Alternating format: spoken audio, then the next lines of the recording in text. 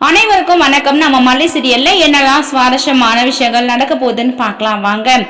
மல்லி, விஜய், வெண்பா குட்டி 3 பேரும் பார்த்தீங்கன்னா இதுக்கு முன்னாடி அந்த ருத்ரனுக்கு அவர் ரொம்பவே டம்மி பீஸ் அப்படின்னு சொல்லிட்டு சொன்னாங்க. ஸோ வெண்பா பார்த்தீங்கன்னா அதையே பிடிச்சிக்கிட்டாங்க. அந்த ருத்ரனும் பார்த்தீங்கன்னா அதுக்கு தகுந்த மாதிரி தாங்க நடந்துட்டு இருக்காங்க.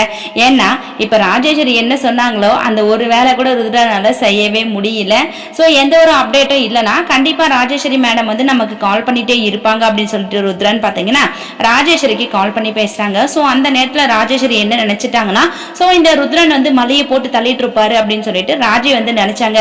ஆனா ருத்ரன் பார்த்தீங்கன்னா, என்ன மேடம் ஃபர்ஸ்ட் அவங்க 3 பேர் தான் வருவாங்கன்னு சொல்லிட்டு சொன்னீங்க, இப்போ என்னன்னா இன்னும் 2 பேர் சேர்ந்துக்கிட்டு ஒரு கப்புள்ஸா வந்திருக்காங்க அப்படின்னு சொல்லிட்டு ருத்ரன் சொன்னதும் ராஜிக்கு எதுவுமே புரியல. ருத்ரன் என்னடா நினைச்சிட்டு இருக்க, ஒரு வேலையை கட்சிதான் முடிக்க மாட்டியா அப்படின்னு சொல்லிட்டு ராஜி கேட்க, ருத்ரன் பார்த்தீங்கன்னா, ஐயோ மேடம் என்னை கடைசி வரையும் நம்புங்க மேடம், கண்டிப்பா நீங்க நினைச்ச மாதிரி அந்த மல்லியை நான் போட்டு தள்ளிடுவேன்.